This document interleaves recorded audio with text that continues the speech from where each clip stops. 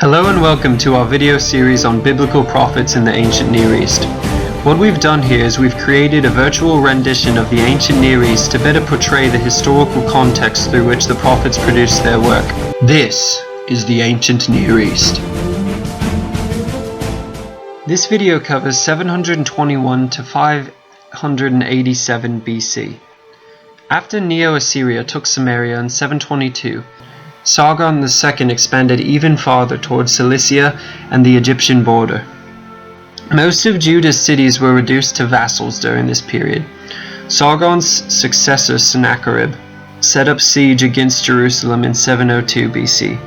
Hezekiah was the king of Jerusalem during this siege, and because of his trust and obedience in Yahweh, Sennacherib was unsuccessful. 2 Kings, Isaiah, and Chronicles record that an angel of the Lord came and destroyed 185,000 of Sennacherib's troops, protecting Jerusalem from the adversary.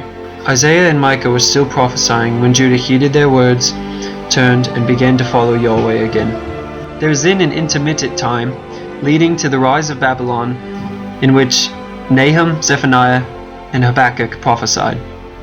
Nahum depicts God's judgment on Assyria, capturing the fact that God's instruments for judgment are not exempt from judgment themselves. Zephaniah addresses the religious corruption in Judah that arises within the period. By the reign of King Josiah, reform and repentance are too late for the coming judgment. Habakkuk captures this in his dialogue with God, Judah's practicing of evil, and God's response of sending in Babylon, a greater evil. But within all the prophets, God places at the end of judgment hope. In 626, Nabopolassar becomes the king of Babylon, breaking away from Neo-Assyria, reigning as the first in the independent dynasty of Neo-Babylon.